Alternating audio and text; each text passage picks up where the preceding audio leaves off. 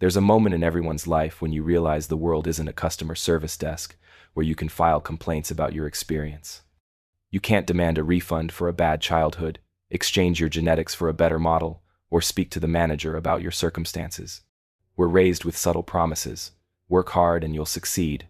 Be kind and people will be kind back. Follow the rules and you'll be rewarded. These aren't lies, they're just incomplete truths. Sometimes hard work pays off. Sometimes kindness is returned. Sometimes following the rules works. But none of it is guaranteed. The world operates on its own terms, not yours.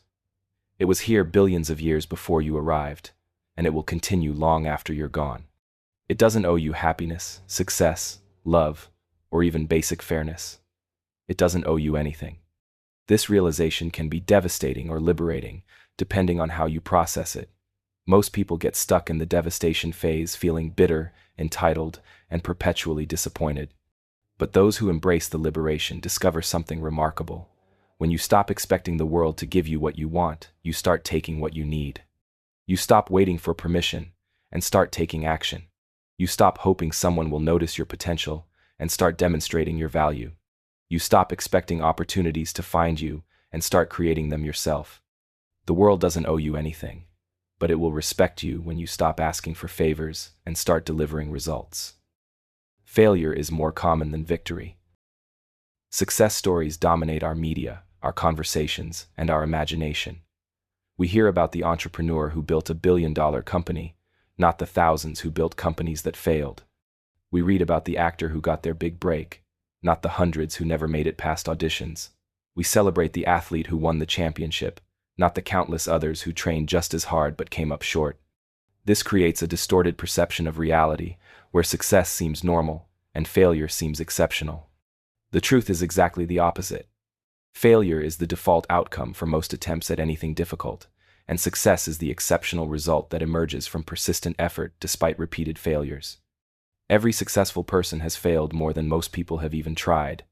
They've been rejected more, criticized more, and disappointed more.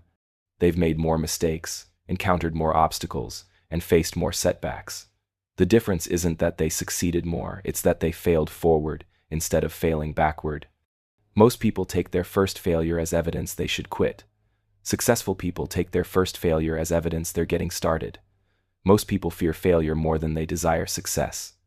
Successful people fear regret more than they fear failure. When you understand that failure is more common than victory, you stop taking it personally. You start seeing it as tuition in the university of life, rather than a judgment of your worth. You start collecting failures like data points, rather than treating them like verdicts. The goal isn't to avoid failure, it's to fail fast, fail cheap, and fail forward. The faster you can cycle through failures, the faster you can arrive at success. The cheaper you can make your failures, the more attempts you can afford. The more you can learn from each failure, the better your next attempt becomes. Pain isn't always bad. Pain is your body's alarm system, alerting you to potential danger or damage. Touch a hot stove, and pain pulls your hand away before serious injury occurs. This works well for physical threats, but emotional and psychological pain serves a different function, one that modern society has forgotten. We've declared war on pain, treating any discomfort as a problem to be eliminated, rather than information to be processed. We medicate sadness, distract ourselves from anxiety, and avoid any situation that might cause emotional discomfort. In doing so, we've also eliminated the growth, wisdom, and resilience that come from processing difficult experiences. The pain of heartbreak teaches you about love, vulnerability, and what you truly value in relationships. The pain of failure teaches you about preparation, persistence, and humility. The pain of loss teaches you about appreciation, meaning, and the preciousness of time. These lessons can't be learned any other way. They require you to walk through the fire, not around it. Pain is often the price of growth. Physical training hurts muscles to make them stronger. Mental challenges stress the brain to make it more capable. Emotional difficulties stretch your capacity for resilience and empathy. The people with the greatest strength, wisdom, and character are usually those who've experienced and overcome significant pain. This doesn't mean you should seek out suffering or remain in harmful situations. It means you should distinguish between pain that's destructive and pain that's constructive. Destructive pain diminishes you. It comes from abuse, trauma, or situations you should escape. Constructive pain develops you. It comes from challenges, growth, and situations you should face. The goal isn't to eliminate pain, it's to learn from it, grow through it, and use it as a compass pointing toward what matters most. Hard work doesn't guarantee success. The hardest working person you know might be a janitor earning minimum wage. The person working the fewest hours might be a trust fund baby living off investments. Hard work is necessary for success, but it's not sufficient, and that distinction matters more than most people realize. We've been sold a comforting myth that effort equals results, that if you just work hard enough, success is inevitable. This belief serves society well. It keeps people motivated and productive, but it's incomplete at best and destructive at worst when people base their entire worldview on it. Success is actually a complex equation involving hard work, timing, luck, skills, relationships, market conditions, and countless other variables. Hard work is one factor, but it's not the only factor, and sometimes it's not even the most important factor. The janitor working 3 jobs might be working harder than the CEO, but they're working harder, not smarter. The CEO learned to leverage other people's time, money, and skills. They worked hard to build systems that work for them, rather than working hard within someone else's system. This doesn't diminish the value of hard work, it reframes it. Smart hard work beats mindless hard work every time. Working on the right things beats working hard on the wrong things. Working hard to build skills that compound over time beats working hard at tasks that reset daily. The most successful people aren't necessarily the hardest workers. They're the people who learn to make their hard work count. They work hard on developing valuable skills, building important relationships, and creating systems that multiply their efforts. Life isn't fair, and it never will be. 2 children are born on the same day. One inherits wealth, connections, and opportunities. The other inherits struggle, barriers, and uphill battles. The universe didn't flip a coin to decide this, it simply doesn't care about our human concept of fairness. We spend our early years believing in cosmic justice, that good things happen to good people and bad things happen to bad people. Then, reality hits like a freight train. The promotion goes to the boss's nephew. The scholarship goes to someone with better connections. The person who cuts corners gets ahead while you follow the rules and fall behind. Here's what most people miss. Fairness is a human invention, not a natural law. Gravity doesn't care if you're good or bad, it pulls you down regardless. The economy doesn't check your character before a recession hits your industry. Disease doesn't read your resume of good deeds before choosing its victims. But here's the paradox. Once you accept that life isn't fair, you become more powerful. You stop wasting energy on outrage and start focusing on what you can control. You stop waiting for the world to recognize your worth and start creating your own opportunities. You stop playing by rules that don't exist and start playing the game that's actually being played. The most successful people aren't those who experienced fairness, they're those who learned to thrive despite its absence. They built their own ladders when the elevator was broken. They created their own luck when fortune seemed to favor others. Comfort is the enemy of growth. There's a temperature at which you feel perfectly comfortable, not too hot, not too cold, just right. This is called your thermostat setting, and your life has one too. It's the level of challenge, risk, and uncertainty you can handle before your internal alarm system starts screaming for you to retreat to safety. Most people spend their entire lives trying to stay within their comfort zone, treating it as a safe haven rather than what it actually is, a prison with invisible bars. Inside your comfort zone, you can predict outcomes, control variables, and avoid the anxiety that comes with uncertainty. You can also guarantee that you'll never grow beyond who you already are. Growth requires discomfort. It requires doing things you've never done, facing challenges you've never faced, developing skills you don't currently possess. It requires embracing uncertainty, risking failure, and tolerating the anxiety that comes with not knowing how things will turn out. Your muscles don't grow when you're comfortable, they grow when they're stressed beyond their current capacity. Your mind works the same way. Your character develops under pressure. Your skills improve when challenged. Your confidence builds when you do scary things and survive them. The people living extraordinary lives aren't more comfortable than you. They've learned to be comfortable being uncomfortable. They've expanded their comfort zones not by eliminating fear, but by acting despite it. They've learned to treat discomfort as information rather than instruction.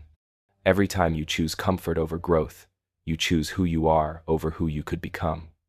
Every time you choose growth over comfort, you invest in a better version of yourself.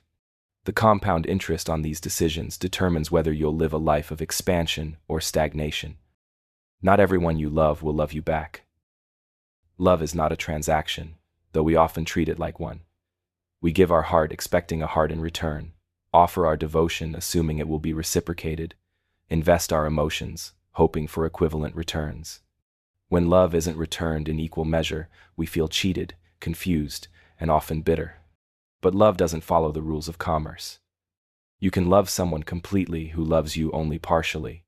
You can love someone deeply who doesn't love you at all. You can love someone forever who loves you only temporarily. This isn't a flaw in the universe, it's how love actually works. Unrequited love, unequal love, and temporary love aren't aberrations. They're common experiences that every person faces multiple times throughout life. The parent who loves their child more than the child loves them back. The friend who values the relationship more than the other person does. The romantic partner who feels more deeply than their significant other. This reality devastates people who believe love should be symmetrical, but it liberates those who understand love as an expression of their own capacity, rather than a negotiation with someone else's feelings. When you love someone, you're not making an investment that requires a return, you're expressing something beautiful about yourself. The love you give changes you, regardless of how it's received. It makes you more capable of connection, more open to vulnerability, more willing to take emotional risks. The person who doesn't return your love isn't depriving you of something, they're simply unavailable for the particular connection you're offering. This doesn't mean you should love recklessly or ignore red flags. It means you should love authentically without demanding guarantees, love fully without expecting reciprocity, and love genuinely without keeping score. Your parents won't be here forever. There will come a day when you'll want to call your parents and won't be able to. When you'll want their advice on a decision but can only imagine what they might have said. When you'll want to share good news or seek comfort in bad times, but you'll be talking to their memory instead of their voice. This is perhaps the most inevitable and yet most ignored reality of adult life. We know intellectually that our parents are aging, but we live emotionally as if they're immortal. We postpone difficult conversations, delay visits, and put off expressing gratitude because we assume there will always be more time. We argue about small things and avoid talking about important ones because confronting mortality feels too heavy for a casual Tuesday afternoon. But your parents are aging with every conversation you have and every conversation you don't have. Their bodies are becoming more fragile, their memories less sharp, their time more precious with each passing year. The window for certain experiences, traveling together, sharing their stories, learning their wisdom, or simply enjoying their company, is slowly closing. The people who have lost their parents don't regret the arguments they had, they regret the conversations they didn't have. They don't wish they had spent less time together, they wish they had spent more. They don't remember the times their parents were imperfect, they remember the times their parents were irreplaceable. This isn't meant to create panic or guilt, it's meant to create perspective. Your relationship with your parents is complex, maybe even difficult, but it's also finite. Whatever issues exist between you, whatever words need to be spoken, whatever experiences you want to share, the time to address them is now, while now is still possible. Call them more often. Visit when you can. Ask about their lives, their memories, their dreams. Tell them what they mean to you, not just what they've done wrong. Create memories that will comfort you when memories are all you have left. Most friendships are temporary. Think about your elementary school friends, your high school classmates, your college roommates. How many of them are still active parts of your life?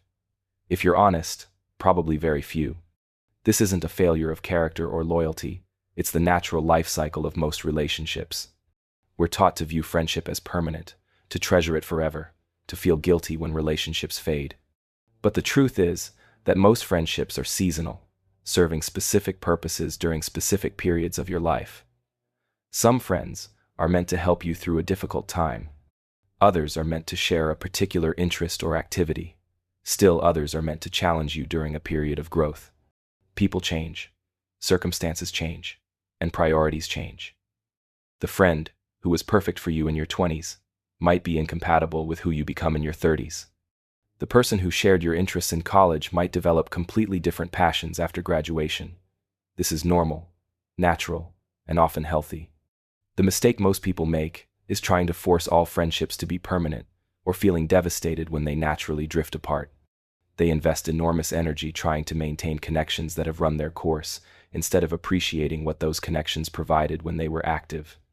Some friendships are meant to last a season, others are meant to last a reason, and very few are meant to last a lifetime. All three categories are valuable, but each serves a different purpose. Seasonal friends help you through specific periods. Reason friends teach you particular lessons or share specific experiences. Lifetime friends grow and change with you over decades. The goal isn't to make every friendship last forever.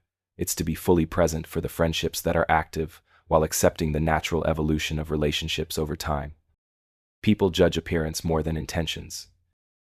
You could spend an hour crafting the perfect email with thoughtful words and genuine intentions, but if there's one typo, that's what people remember.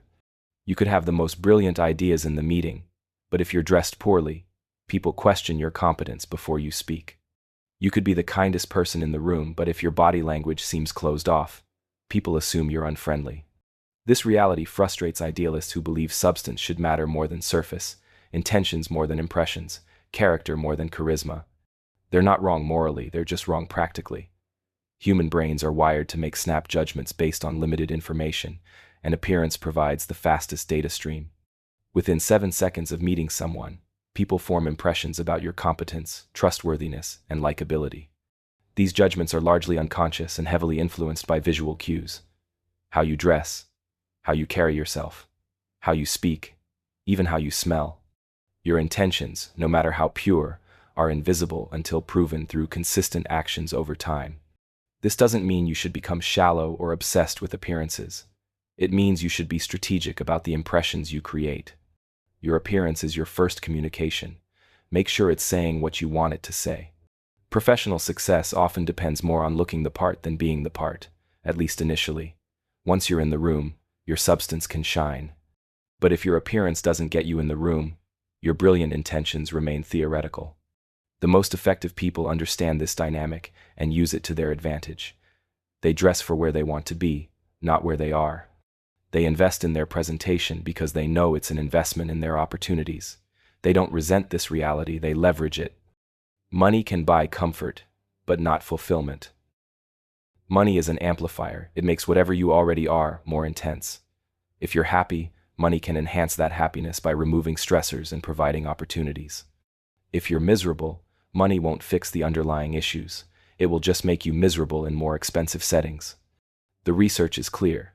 Money improves life satisfaction up to the point where basic needs are met and financial stress is eliminated. Beyond that point, additional wealth has diminishing returns on happiness.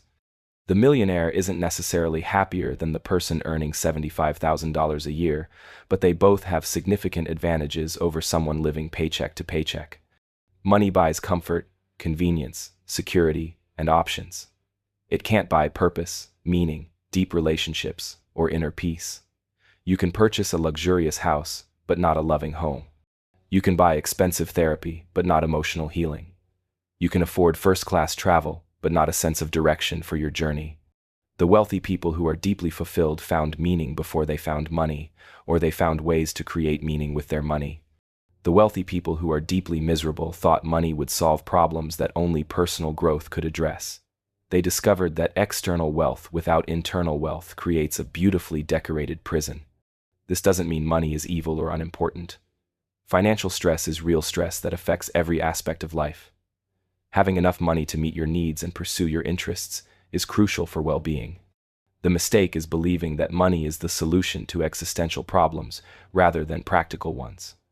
The goal isn't to reject money, it's to understand its proper role in a fulfilling life.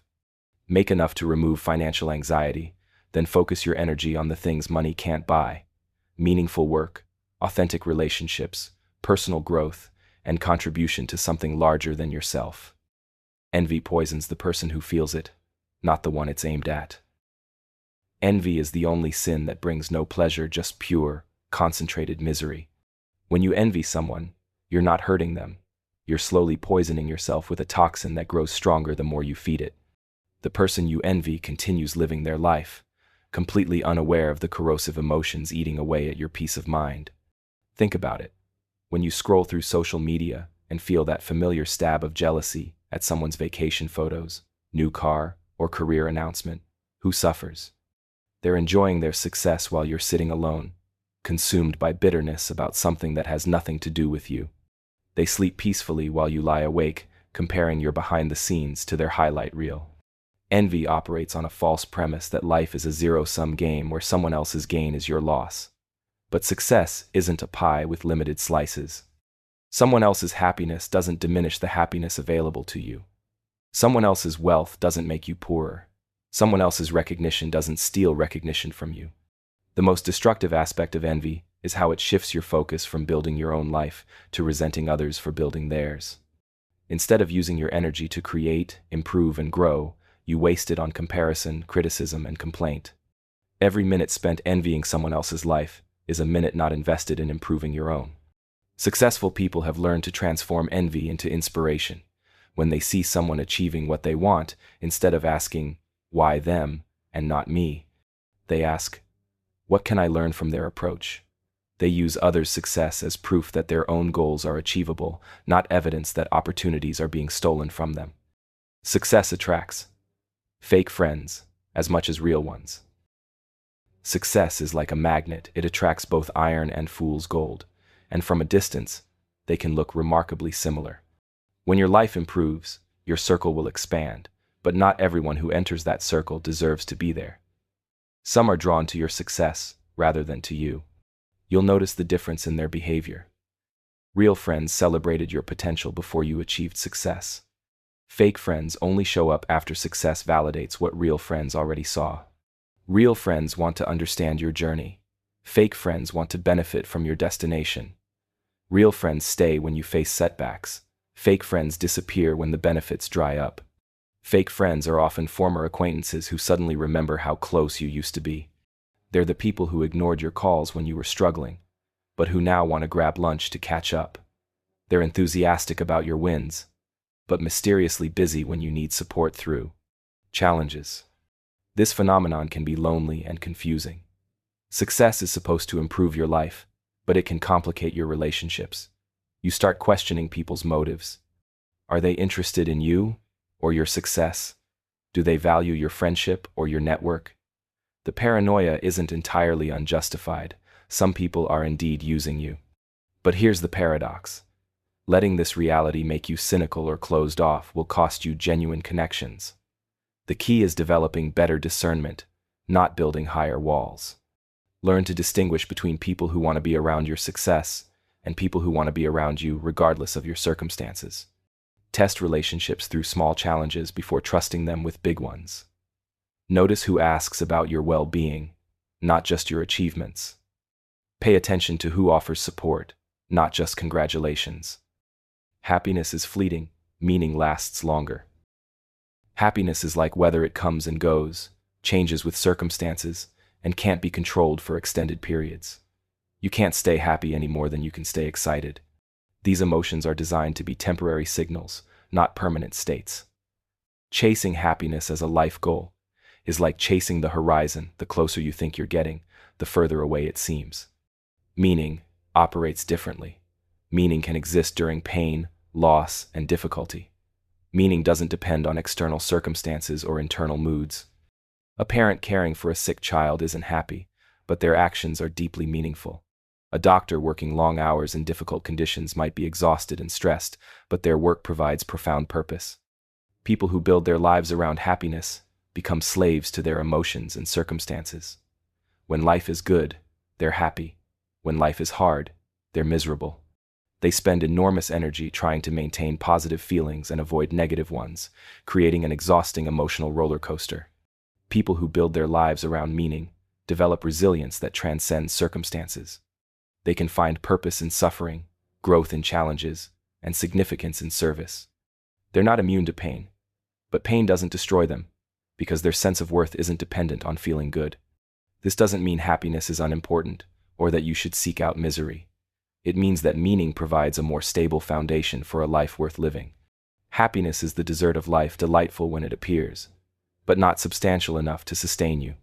The most fulfilled people have learned to appreciate happiness when it visits without demanding it stay permanently. They've built their identity around their values, relationships, and contributions rather than their emotional state. Your time is your most valuable currency. You can earn more money, but you can't earn more time. You can replace lost possessions, but you can't replace lost years. You can recover from financial bankruptcy, but you can't recover from temporal bankruptcy. The slow realization that you've spent your most precious resource on things that didn't matter. Time is the ultimate equalizer. Rich and poor, young and old, successful and struggling, everyone gets exactly 24 hours per day. The difference isn't in how much time people have, but in how consciously they spend it. Most people are incredibly careful with their money, but recklessly wasteful with their time. You'll spend 30 minutes researching the best price for a $50 purchase, then spend hours on social media without thinking about the cost. You'll negotiate fiercely over a few $100s in salary, but casually give away evenings and weekends to activities that add no value to your life. You'll save money for retirement, but never consider saving time for what matters most. Every yes to one thing is a no to everything else. When you say yes to scrolling through your phone, you're saying no to reading, exercising, or connecting with people you love. When you say yes to a meeting that could be an email, you're saying no to deep work on important projects. When you say yes to staying late at a job you hate, you're saying no to pursuing work you'd love. The most successful people aren't necessarily more talented or harder working. They're better at protecting and investing their time. They say no to good opportunities so they can say yes to great ones. They automate or eliminate low-value activities so they can focus on high-impact work. Start treating your time like the non-renewable resource at Island Track, how you spend it. Evaluate the return on investment, and ruthlessly cut activities that don't serve your goals or values. Your feelings don't change reality. Your feelings are real, but they're not reality. They're interpretations of reality, filtered through your past experiences, current mood, and mental state. The same situation can feel devastating on Tuesday and manageable on Wednesday, not because the situation changed, but because your emotional lens changed. We live in a culture that treats feelings as facts, that believes emotional truth is equivalent to objective truth. I feel like you don't care about me becomes, you don't care about me. I feel like this is impossible becomes, this is impossible. I feel like I'm failing becomes I am failing. But feelings are not facts, they're data. They provide information about your internal state, your needs, your fears, and your desires. They're worth acknowledging and exploring, but they're not worth obeying without question. The person who acts on every feeling is as unstable as someone who never considers their feelings at all. Your anxiety about speaking in public doesn't mean public speaking is dangerous. It means your brain is trying to protect you from perceived social threats. Your excitement about a new relationship doesn't guarantee it will work out. It means you're hopeful and attracted to possibility. Your frustration with your job doesn't necessarily mean you should quit. It might mean you need to change your approach or address specific issues. The most emotionally intelligent people have learned to observe their feelings without being controlled by them. They ask, what is this feeling telling me about my needs or fears? Rather than, what should I do because I feel this way?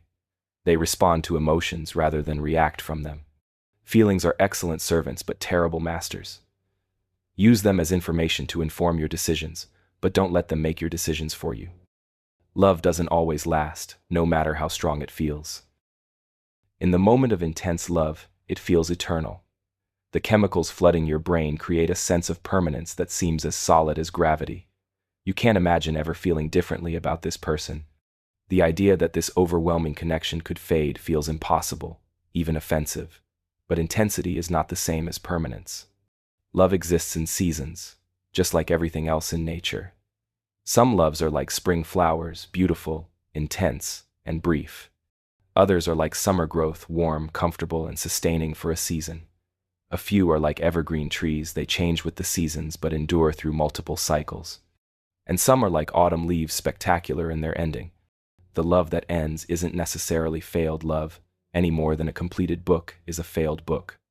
Some relationships serve their purpose completely by lasting exactly as long as they last.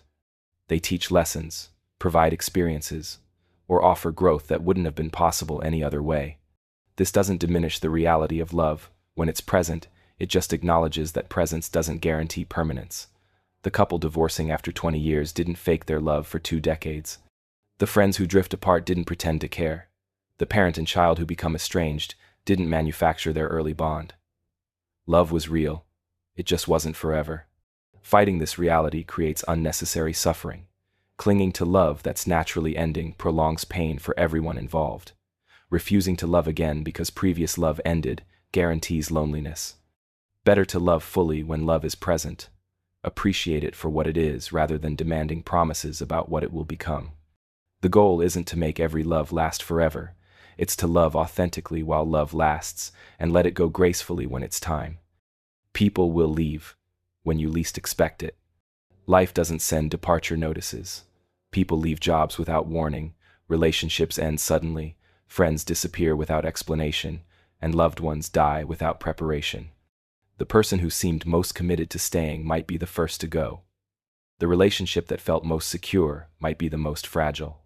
We create illusions of permanence to feel safe, but permanence is the exception, not the rule. Your closest friend might take a job across the country.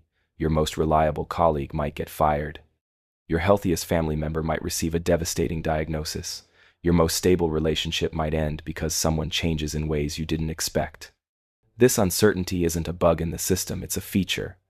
It forces you to appreciate people while they're present, rather than taking them for granted because you assume they'll always be there. It encourages you to express love, gratitude, and appreciation now, rather than waiting for a more convenient time that might never come. The people who handle departures best aren't those who've avoided loss. They're those who've learned to hold relationships lightly while loving deeply. They appreciate without possessing, connect without controlling, and invest without expecting guaranteed returns. This doesn't mean you should love less to hurt less when people leave. It means you should love more intentionally, express gratitude more frequently, and create meaningful memories while relationships are active. Every relationship is temporary. The only question is whether it will be temporary and meaningful, or temporary and regretted. When people leave unexpectedly, resist the urge to feel betrayed by the universe. Instead, feel grateful for whatever time you had together. The relationship wasn't a failure because it ended. It was a gift because it happened. You will be forgotten faster than you think. Your great-great-grandchildren probably won't know your name. Your coworkers will replace you within months and rarely mention you after the first year. Your neighbors will move on to wondering about whoever lives in your house next. The world that seems so focused on your successes and failures is barely paying attention and will quickly forget both. This reality terrifies people who've built their identity around being remembered, admired, or significant in other people's minds. They work themselves into exhaustion, trying to create a lasting legacy, achieve fame, or build monuments to their existence. They're engaged in a losing battle against the natural human tendency to focus on present concerns rather than past personalities. But here's the liberating truth. Being forgotten is freedom. It means your mistakes won't be remembered either. It means you can take risks without worrying about permanently damaging your reputation. It means you can be authentic instead of performing for an audience that will forget the performance anyway. The people who live most fully aren't trying to be remembered. They're trying to make their present moments meaningful. They're focused on creating experiences they'll value, building relationships they'll cherish, and contributing to causes they believe in. Their legacy isn't about being remembered. It's about living fully while they're here. Some people will leave lasting impacts, but even those impacts will eventually fade. Shakespeare is remembered now, but give it a few thousand years. Einstein's theories may be superseded. Even pyramids crumble. The universe has a long memory, but not an infinite one. Instead of fighting to be remembered, focus on being present. Instead of trying to leave a mark on history, try to make a difference in the lives you can touch now. You can lose everything in a moment. Security is largely an illusion maintained by the consistency of patterns that could change at any time. Your job exists until the company downsizes or your industry becomes obsolete. Your health continues until genetics, accidents, or time catch up with you. Your savings account grows until a market crash, medical emergency, or economic crisis drains it. Your relationships thrive until death, distance, or change disrupts them. This isn't pessimism, it's preparation. The people who navigate sudden losses best aren't those who never experienced them. They're those who always understood their possibility. They built resilience before they needed it, developed multiple income streams before they lost one, cultivated diverse relationships before relying on just a few, and maintained their sense of identity separate from external circumstances. The paradox is that acknowledging how quickly everything can change actually makes you more capable of enjoying what you have while you have it. When you truly understand that your health, wealth, relationships, and opportunities are temporary gifts rather than permanent entitlements, you stop taking them for granted. Most people live as if their current circumstances are guaranteed to continue indefinitely. They postpone gratitude until tomorrow, delay important conversations until next week, and assume they'll always have time to pursue their dreams. Then crisis hits, and they realize how much they were taking for granted. The goal isn't to live in fear of loss, it's to live with awareness of impermanence. This awareness doesn't create anxiety. It creates urgency about what matters most. It forces you to prioritize relationships over possessions, experiences over achievements, and meaning over money. When you accept that you can lose everything in a moment, every moment you don't lose everything becomes a gift worth appreciating. Death is the only certainty. Everything else in life is probabilistic. You'll likely wake up tomorrow, probably keep your job this year, possibly maintain your current relationships. But death is the one appointment everyone keeps, the one deadline that's never negotiable, the one certainty in an uncertain world. We spend enormous energy avoiding this reality, creating elaborate distractions and comforting fantasies to keep thoughts of mortality at bay. We act as if we have unlimited time, as if death is something that happens to other people, as if our youth or health or careful planning can postpone the inevitable indefinitely. But death isn't morbid, it's clarifying. When you truly accept that your time is finite, you stop wasting it on things that don't matter. You become more selective about your commitments, more intentional about your relationships, more focused on your priorities. You realize that saying yes to everything is the same as saying no to what's most important. The awareness of death doesn't diminish life. It intensifies it. Colors seem brighter when you know you won't see them forever. Conversations feel more meaningful when you understand they're numbered. Achievements matter more when you realize you have limited opportunities to create them. Most people live as if they're immortal and then die full of regret about time wasted and chances not taken. The wisest people live as if they're mortal and then die full of gratitude for time well spent and risks that led to meaningful experiences. This doesn't mean you should be constantly thinking about death. It means you should occasionally remember it long enough to evaluate whether you're living in alignment with what matters most to you. Nobody has it all figured out. Everyone is winging it. That confident executive making million-dollar decisions? They're guessing based on incomplete information and hoping it works out. That therapist giving you life advice? They're struggling with their own issues and applying theories that don't always work. That friend who seems to have perfect relationships? They're improvising their way through arguments and misunderstandings just like everyone else. The adults you looked up to as a child weren't operating from a secret manual you hadn't received yet. They were making it up as they went along, just like you are now. The difference isn't that they had all the answers. It's that they accepted the responsibility to act despite not having all the answers. We create the illusion that successful people have access to some hidden knowledge, that there's a secret playbook for life that some people have read and others haven't. Social media amplifies this illusion by showing us everyone's highlight reel while hiding their behind-the-scenes confusion, doubt, and trial and error process. The truth is that everyone is improvising. The successful people are just better at making confident decisions with incomplete information, learning from mistakes quickly, and adapting when their guesses prove wrong. They haven't figured out life, they've gotten comfortable with figuring it out as they go. This realization is incredibly liberating. It means you don't have to wait until you have all the answers to start taking action.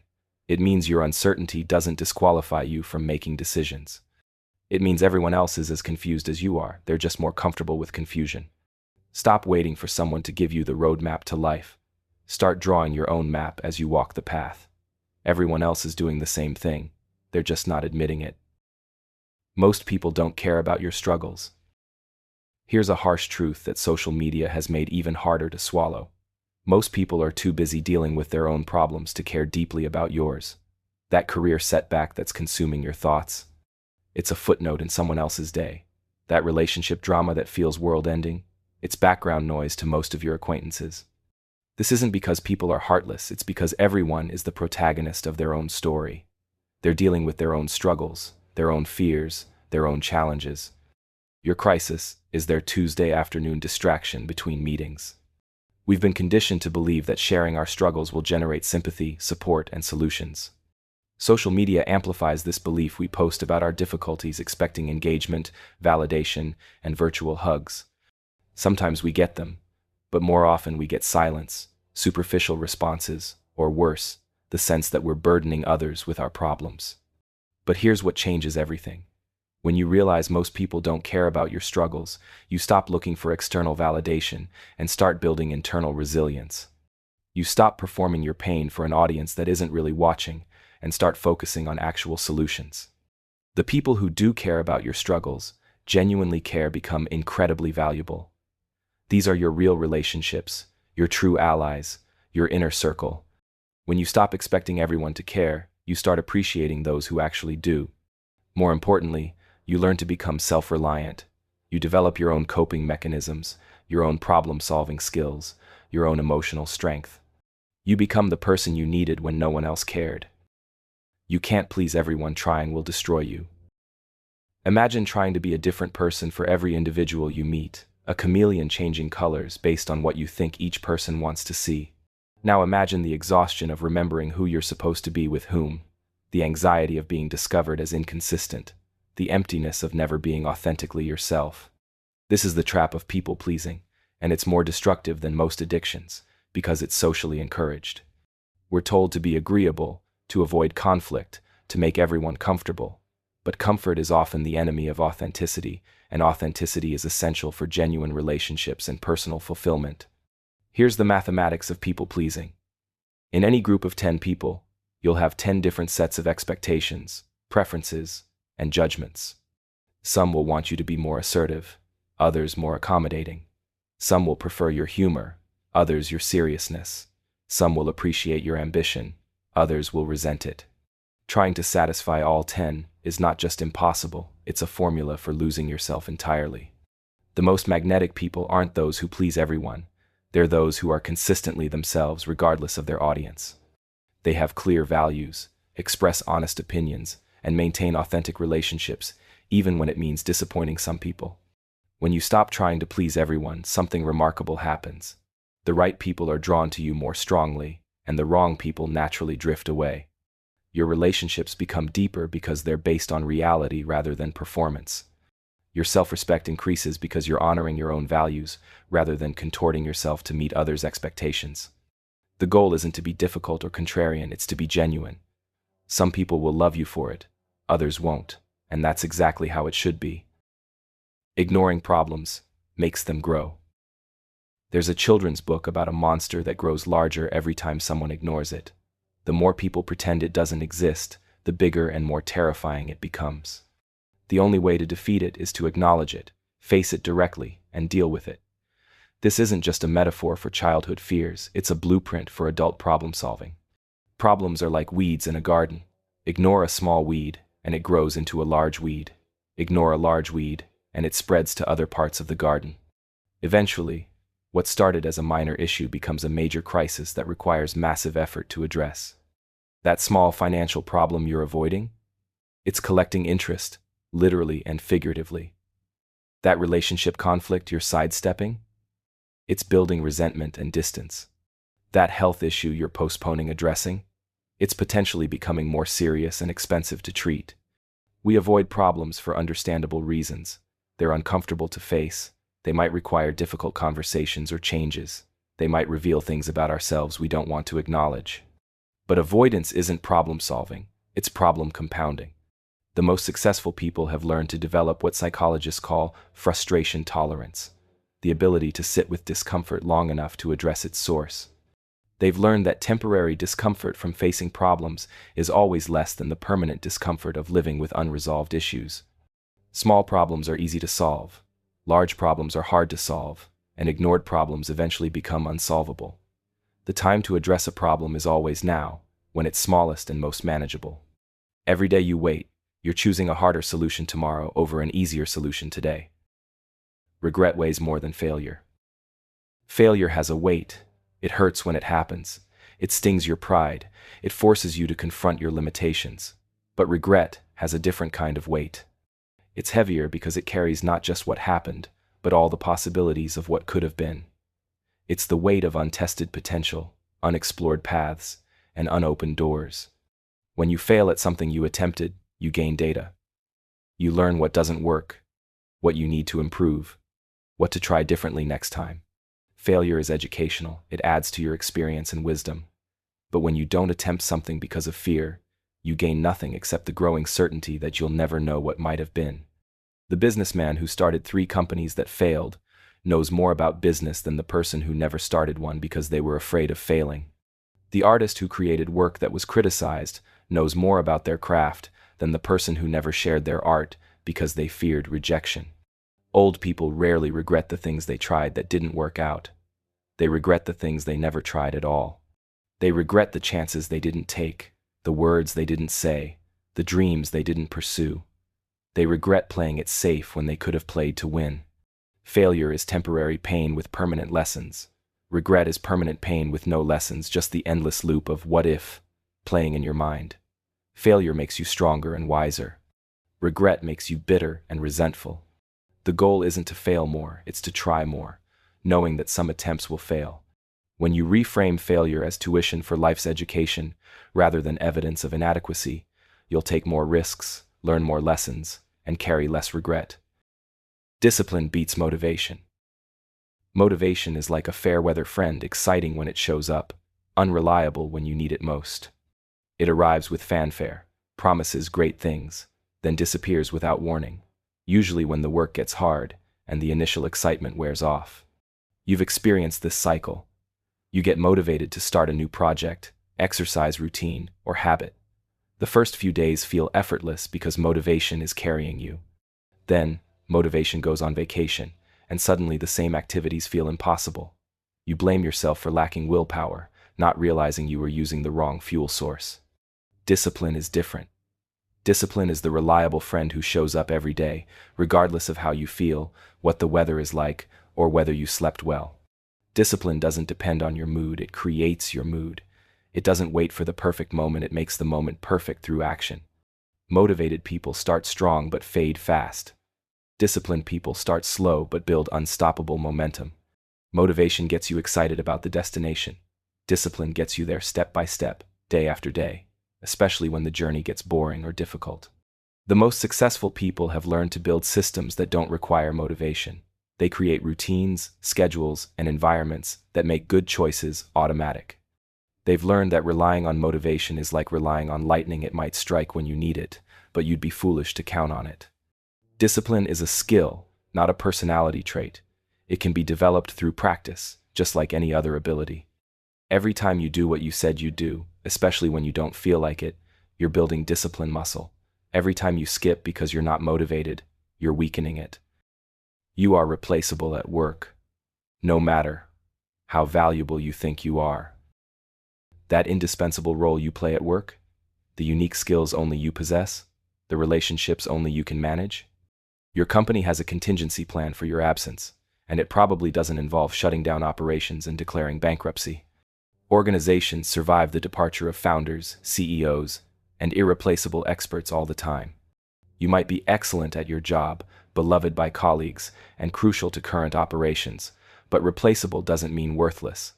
It means that businesses are designed to function beyond any individual person. The company existed before you arrived and will continue after you leave. This isn't personal, it's structural. The most valuable employees understand this reality and use it strategically. Instead of trying to become irreplaceable by hoarding information or making themselves indispensable through chaos, they focus on becoming so good at what they do that organizations fight to keep them. They build transferable skills, create documented processes, and develop relationships that extend beyond their current role. This knowledge is liberating because it frees you from the prison of false security. You stop staying in terrible jobs because you think you can't be replaced. You stop accepting poor treatment because you believe you're too valuable to fire. You stop avoiding career risks because you're afraid of losing your irreplaceable position. When you accept that you're replaceable, you start focusing on becoming valuable rather than indispensable. Valuable people have options. Indispensable people have golden handcuffs. Valuable people can negotiate from strength. Indispensable people are trapped by their own importance. Your worth isn't determined by how difficult it would be to replace you. It's determined by the value you create while you're there. Focus on being excellent rather than irreplaceable, and you'll find more security in your mobility than in your indispensability. Most people only support you when you are already winning. Watch how the crowd grows as success becomes visible. When you're struggling, grinding, and barely making progress, supporters are scarce. When you're succeeding, thriving, and clearly winning, suddenly everyone wants to celebrate your victories and claim they always believed in you. This isn't necessarily hypocrisy, it's human nature. People are naturally drawn to success because it feels safer to associate with winners than to risk supporting potential losers. Supporting someone who's already winning requires no courage, offers clear benefits, and carries minimal social risk. Supporting someone who's still struggling requires faith, offers uncertain returns, and might associate you with failure.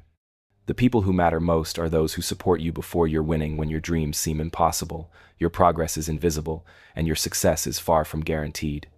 These are your real allies. The friend who encourages your business idea when it's just a napkin sketch. The family member who believes in your potential when everyone else sees only your current limitations.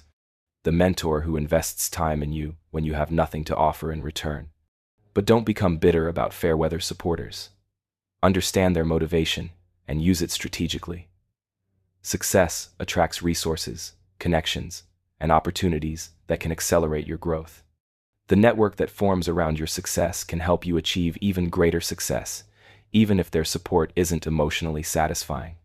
The key is distinguishing between people who support your success and people who support you as a person.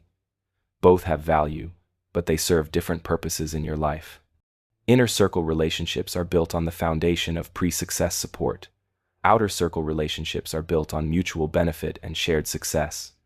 Don't wait for universal support before taking action.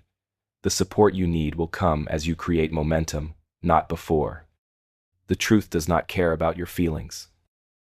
Gravity doesn't soften its pull because falling hurts. Mathematics doesn't adjust equations because you prefer different answers. Market forces don't pause because economic reality conflicts with your financial plans.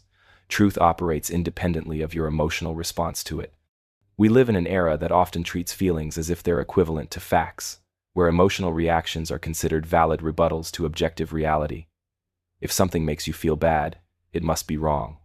If something challenges your worldview, it must be biased. If something conflicts with your preferences, it must be unfair. But truth is indifferent to your comfort level. Cancer doesn't check your emotional readiness before appearing in test results. Business failures don't consider your feelings before bankrupting your company. Relationship endings don't pause because you're not emotionally prepared for breakups. This isn't cruelty, it's neutrality. Truth isn't trying to hurt you or help you, it simply exists. Your emotional response to truth is valid and understandable, but it doesn't change the underlying reality. You can feel devastated by a medical diagnosis while accepting that the diagnosis itself is factual. You can feel angry about market conditions while adapting to them strategically. The most successful people have learned to separate their emotional reactions from their strategic responses. They allow themselves to feel whatever emotions arise from difficult truths, then focus on adapting to reality rather than fighting it. They ask, "How can I work with this truth?" rather than, "Why isn't this truth different?" This skill, accepting truth regardless of how it feels, is perhaps the most valuable capacity you can develop. It allows you to make decisions based on what is, rather than what you wish were true. It helps you solve real problems, rather than fighting imaginary ones. No one thinks about you as much as you think they do. You replay that embarrassing moment from last week over and over, convinced everyone else is doing the same. You worry about that awkward thing you said in the meeting, certain your colleagues are still discussing it.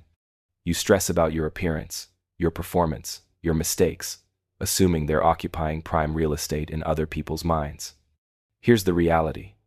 Most people are far too busy thinking about themselves to spend much time thinking about you. They're worried about their own embarrassing moments, their own awkward statements, their own appearance and performance. Your social anxiety is largely based on the false assumption that you're the main character in everyone else's mental movie.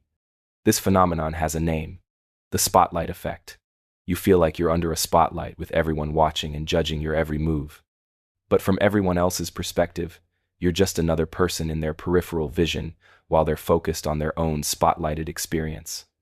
The meeting where you gave a mediocre presentation? Most attendees have already forgotten it happened. The outfit you wore that felt completely wrong? Nobody else remembers what you wore. The joke that fell flat at the party? Everyone has moved on to thinking about their own social interactions. This realization is simultaneously humbling and liberating. Humbling because it reminds you that you're not the center of the universe. Liberating because it frees you from the exhausting burden of constantly managing other people's opinions of you.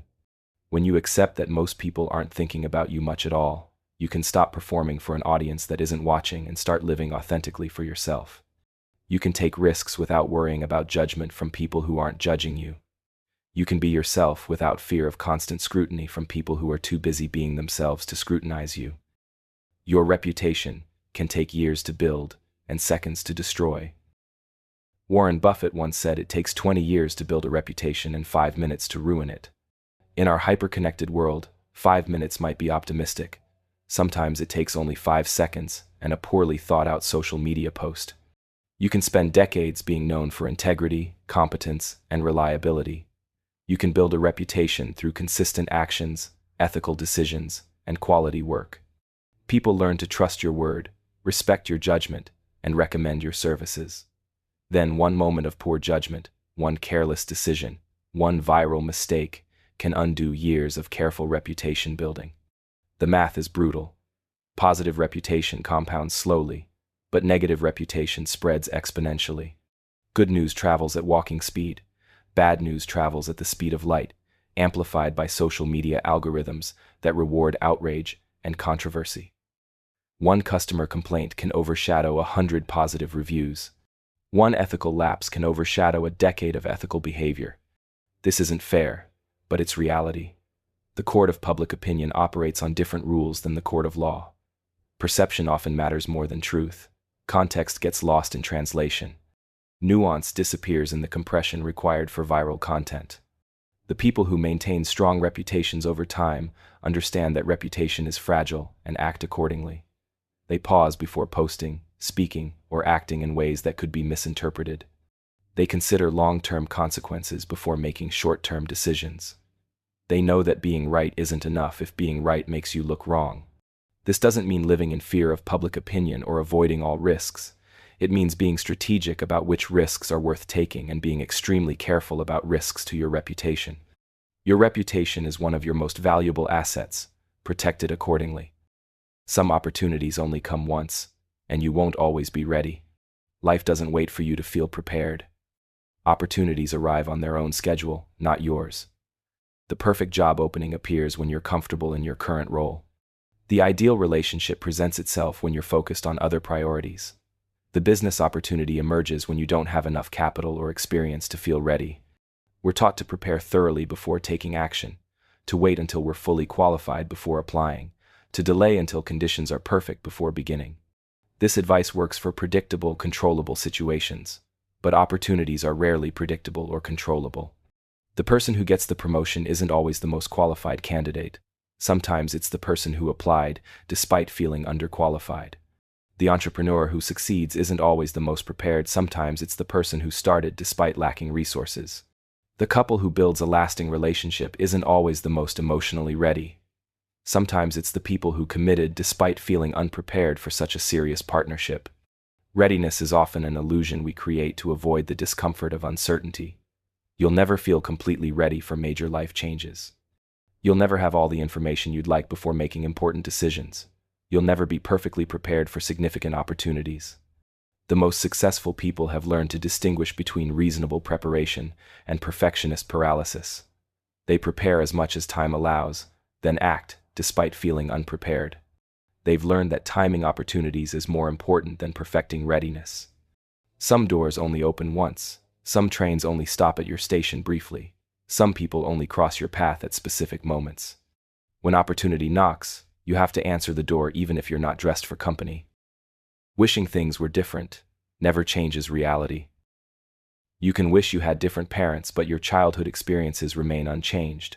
You can wish the economy were stronger, but your industry challenges persist. You can wish people were kinder, but human nature continues operating as it always has. Wishing is not a strategy, it's a distraction from developing actual strategies. Wishing feels productive because it involves mental energy and emotional investment. It feels like you're doing something about your problems, when you're really just thinking about how nice it would be if your problems didn't exist. But wishes don't alter circumstances any more than hoping changes weather patterns. The energy you spend, wishing things were different, is energy not spent adapting to things as they are. Every minute you invest in lamenting your situation is a minute not invested in improving your situation. Every hour you dedicate to imagining better circumstances is an hour not dedicated to creating better circumstances. This doesn't mean you should accept injustice or stop working for positive change. It means you should channel your desire for improvement into action rather than wishful thinking. Instead of wishing your boss were different, develop strategies for managing difficult personalities. Instead of wishing the market were more favorable, create plans for succeeding in current conditions. The most effective people have learned to skip the wishing phase and move directly to the adapting phase. They spend minimal time lamenting how things should be and maximum time figuring out how to work with how things are. They ask, given this reality, what's my best move? Rather than, why isn't reality different? Wishing is the enemy of accepting, and accepting is the first step toward changing what can be changed and adapting to what cannot be changed. You can't change people who don't want to change. You can't love someone into sobriety. You can't argue someone into maturity. You can't inspire someone into ambition. You can't convince someone to value what you value or prioritize what you prioritize. Change is an inside job that no external force can perform for someone else. This is one of the most difficult lessons for caring people to accept, because it goes against our deepest instincts to help those we love. We see potential in people that they don't see in themselves. We believe that with enough patience, support, or compelling arguments, we can help them become who we know they could be. But change requires internal motivation that external pressure cannot create. The person who changes because of outside pressure will revert to old patterns when the pressure is removed. Lasting change comes from internal dissatisfaction with current patterns and internal commitment to new ones. You can offer support, provide information, create consequences, and express your feelings. But you cannot want someone's growth more than they want it themselves. You cannot care about someone's success more than they care about it. You cannot be more committed to their change than they are. This doesn't mean you should give up on people or stop offering support.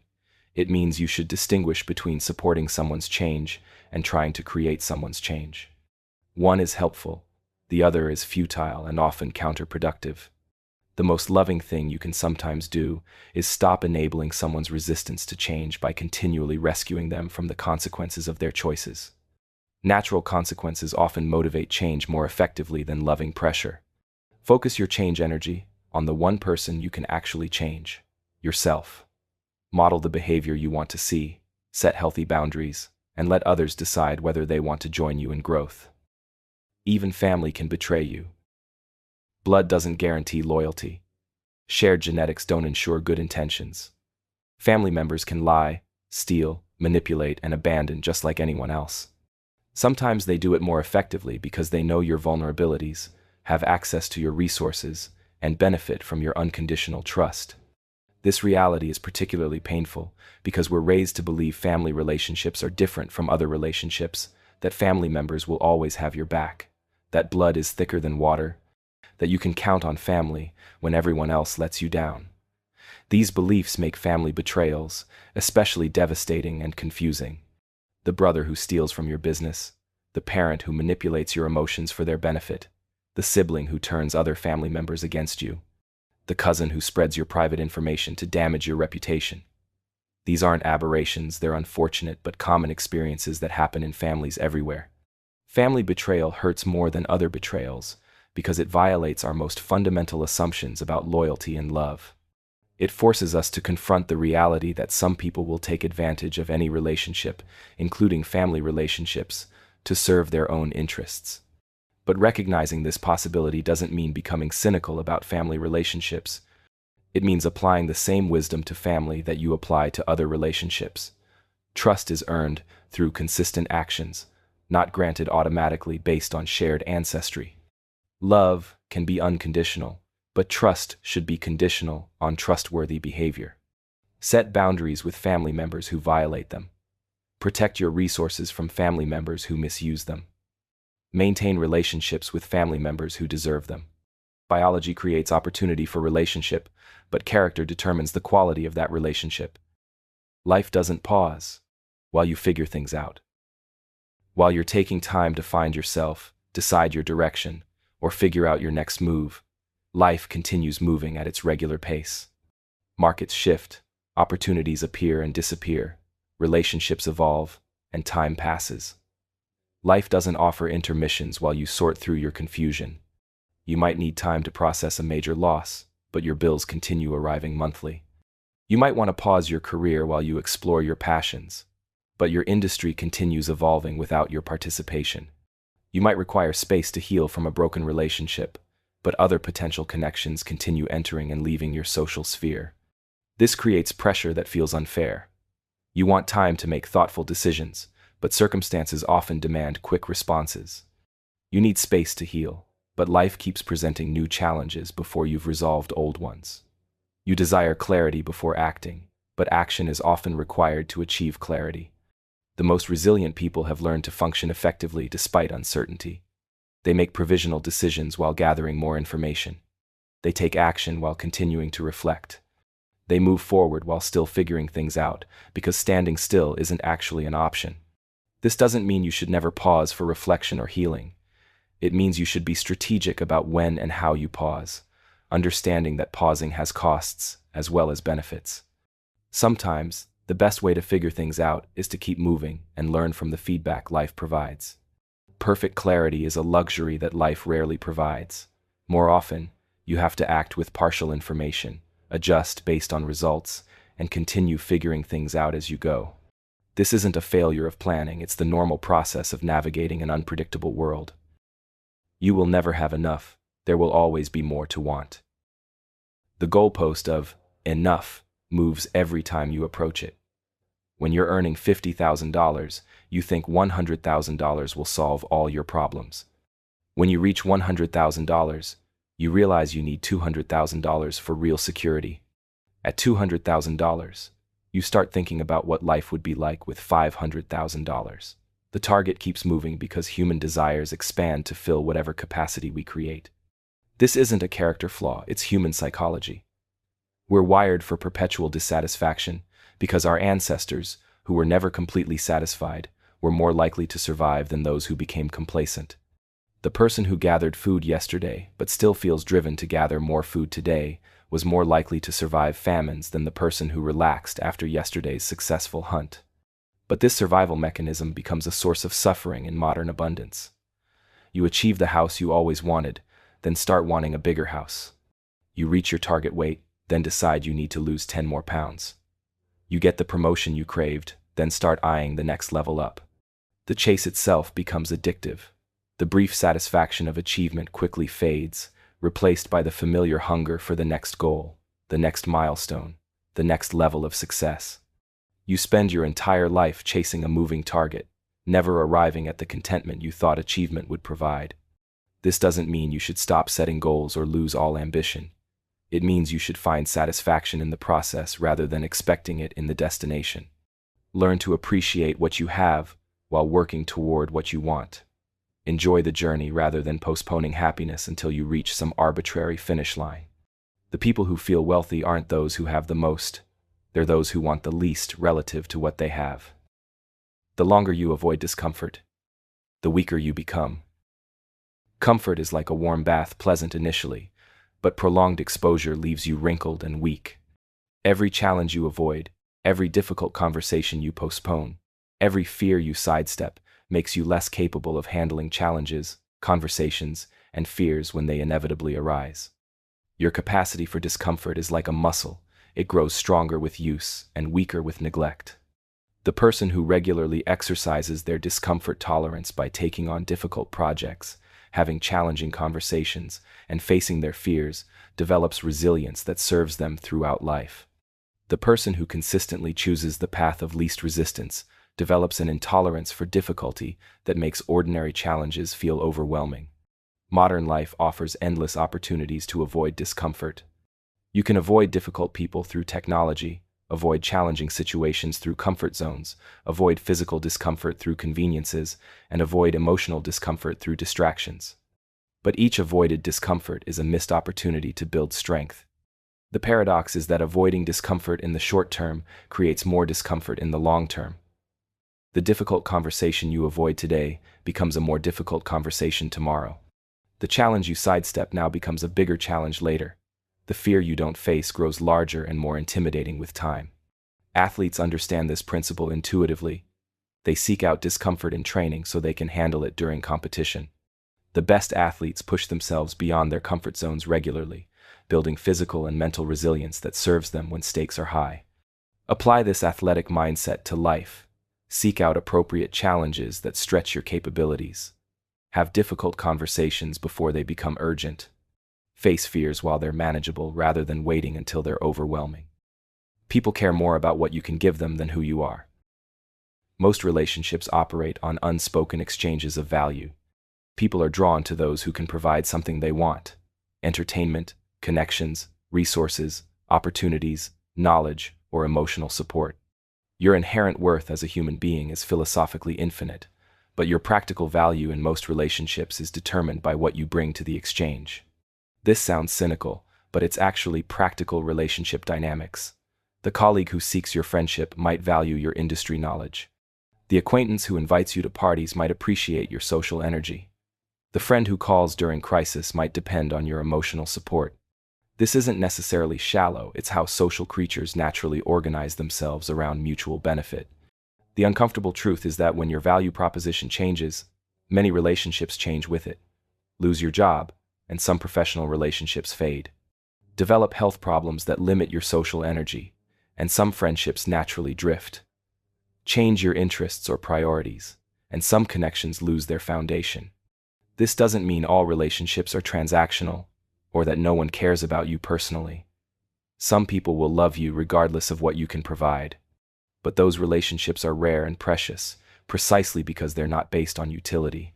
Understanding this dynamic makes you more strategic about relationships. Instead of expecting unconditional acceptance from everyone, you can focus on building genuine unconditional relationships with a few people while maintaining mutually beneficial relationships with many others. It also encourages you to develop value that attracts the relationships you want. If you want interesting friends, become interesting. If you want supportive relationships, become supportive. If you want valuable connections, become valuable to connect with. This isn't about manipulation. It's about understanding that relationships require ongoing investment from both parties to remain strong. Jealousy often comes from people closest to you. The person most likely to undermine your success isn't a stranger who doesn't know you. It's someone close enough to witness your growth and feel threatened by it. Family members, close friends, and longtime colleagues are often the ones who struggle most with your improvement because it forces them to confront their own stagnation. When you were equally unsuccessful, your relationship was balanced. You could commiserate about shared struggles, complain about similar problems, and maintain comfortable equality. But when you start succeeding while they remain stuck, that balance shifts, creating discomfort that often manifests as jealousy, criticism, or subtle sabotage. Your progress becomes a mirror reflecting their lack of progress. Your growth highlights their stagnation. Your courage to change challenges their excuses for staying the same. They don't consciously want you to fail, but unconsciously, your failure would be more comfortable than confronting what your success says about their choices. This jealousy rarely presents itself directly. Instead, it appears as concern for your well-being. Are you sure this new job is right for you? Protection from disappointment. Don't get your hopes up too high, or practical warnings. People like us don't usually succeed at things like this. The people who truly love you will celebrate your growth even when it makes them uncomfortable. They'll support your success even when it highlights their own dissatisfaction. They'll encourage your dreams, even when your dreams make them question their own settling for less. But some people closest to you will unconsciously try to pull you back to their level because your elevation threatens the comfort of shared mediocrity. Recognize this dynamic without becoming cynical about it. Some relationships will survive your growth, others won't. Both outcomes are normal. Most of your dreams won't come true, and that's okay. You probably won't become a professional athlete, famous musician, best-selling author, or billionaire entrepreneur. You probably won't travel to every country, master every skill you're curious about, or experience every adventure that captures your imagination. Most of your dreams will remain dreams, and this isn't a failure, it's mathematics. Dreams are meant to be abundant, because abundance creates options. Having more dreams than you can possibly achieve means you'll never run out of directions for growth, goals to pursue, or visions to inspire action. The person with one dream is vulnerable to devastation if that dream doesn't materialize. The person with many dreams can pivot when some paths close. But dreams also serve purposes beyond achievement. They motivate action that improves your life even when the specific dream doesn't come true. The person who dreams of becoming a professional musician might not make it to the stage, but might discover a lifelong passion that enriches every day. The person who dreams of starting a business might not become an entrepreneur, but might develop skills that accelerate their career. Dreams shape you in the pursuing more than in the achieving. They stretch your capabilities, expand your experiences, and introduce you to parts of yourself you wouldn't discover through comfortable, predictable paths. The journey toward an unrealized dream often creates more value than reaching a dream you outgrow. The tragedy isn't having dreams that don't come true, it's not having enough dreams to keep you growing. It's settling for small dreams that require little effort or risk. It's abandoning dreams after the first setback, instead of treating setbacks as part of the process. Dream abundantly, pursue selectively, and appreciate the growth that comes from chasing visions larger than your current capabilities. Perfection doesn't exist, and chasing it leads to misery. Perfect is the enemy of good, great, and done. It's the standard that prevents more achievement than it enables, the goal that creates more paralysis than progress, the expectation that generates more misery than satisfaction. Perfection is not a higher standard. It's an impossible standard that serves as a sophisticated form of procrastination. The perfect job doesn't exist. Every position involves trade-offs. The perfect relationship doesn't exist. Every partnership requires compromise. The perfect decision doesn't exist. Every choice involves uncertainty and risk. Waiting for perfect conditions means waiting indefinitely. Perfectionism masquerades as high standards, but it's actually fear wearing a respectable disguise. Fear of criticism, fear of failure, fear of being judged. The perfectionist tells themselves they're pursuing excellence when they're actually avoiding the vulnerability that comes with putting imperfect work into the world. Meanwhile, people with lower standards but higher courage are creating, building, and achieving. They're producing imperfect work that gets better through iteration rather than perfect work that never gets completed. They're launching businesses that improve over time rather than business plans that never get implemented. They're forming relationships that grow stronger through working through problems rather than waiting for problem-free partners. The most successful people have learned to distinguish between standards worth maintaining and perfectionist paralysis worth abandoning. They set high standards for character, ethics, and effort while maintaining realistic standards for outcomes, timelines, and external circumstances. Done is better than perfect. Good enough to ship is better than too perfect to show anyone. Imperfect action beats perfect inaction every time. You can always improve something that exists. You can't improve something that remains trapped in your imagination by perfectionist fears. Time spent complaining is time you'll never get back. Every minute you spend complaining about your circumstances is a minute not spent improving your circumstances. Every hour invested in describing problems is an hour not invested in solving problems. Every day dedicated to lamenting what's wrong is a day not dedicated to creating what's right. Complaining feels productive because it involves mental energy and often social engagement.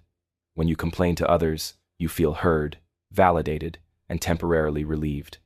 But complaining is consumption, not creation. It processes emotional energy without generating solutions or progress. The mathematics of complaint time is brutal. If you spend 30 minutes daily complaining about your job, that's 182 hours per year focused on job dissatisfaction rather than career improvement. If you spend an hour weekly complaining about your relationship, that's 52 hours annually processing problems rather than building solutions.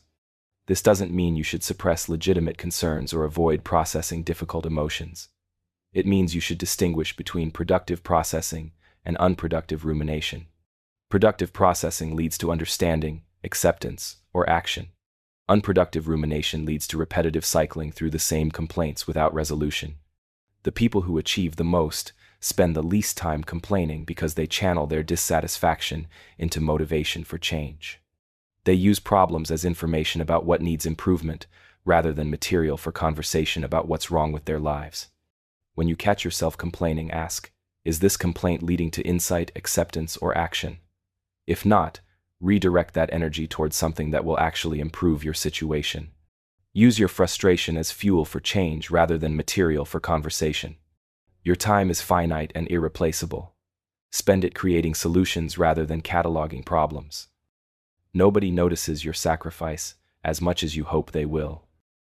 You work late nights to finish projects ahead of schedule, hoping colleagues will notice your dedication.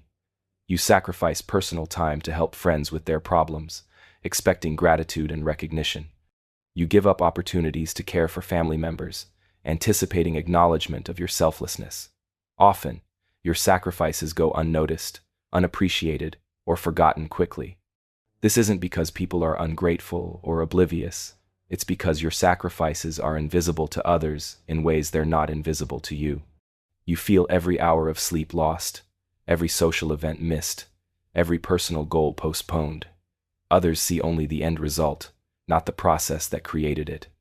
They benefit from your sacrifice without necessarily understanding what it cost you. The person who stays late to finish your project might see you leave at 9 p.m., not knowing you usually leave at 5 p.m. The friend you helped through a crisis might appreciate your support without realizing you canceled your own plans to provide it. The family member you care for might value your presence without calculating what opportunities you declined to be there. Expecting recognition for sacrifice sets you up for disappointment and resentment. When recognition doesn't come or doesn't match your expectations, you feel unappreciated and taken advantage of. This bitterness poisons both your relationships and your willingness to help others in the future. The healthiest approach to sacrifice is to make it for internal reasons rather than external validation. Sacrifice because it aligns with your values, not because you expect praise. Help because it's meaningful to you, not because you want credit.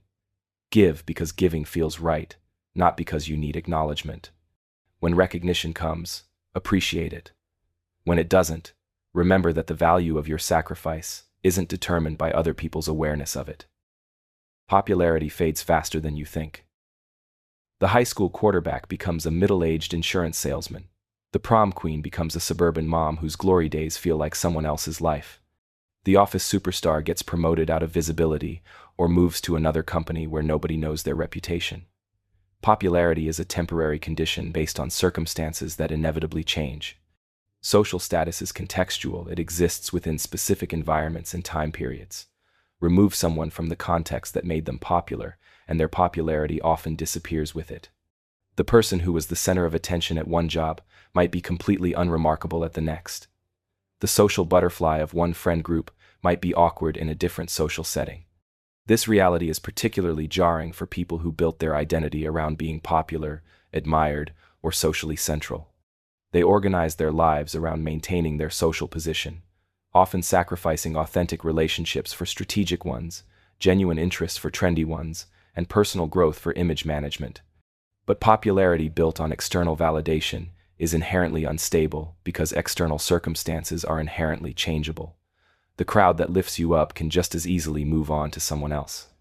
The attention that feeds your ego can shift to a newer, more interesting target. The social currency you've accumulated can lose its value when the social market changes. The people who handle fading popularity best are those who never depended on it for their sense of self-worth. They enjoyed being popular when it happened, but didn't need it to feel valuable. They built genuine relationships alongside strategic ones, developed authentic interests beyond trendy ones, and cultivated internal validation that didn't depend on external attention.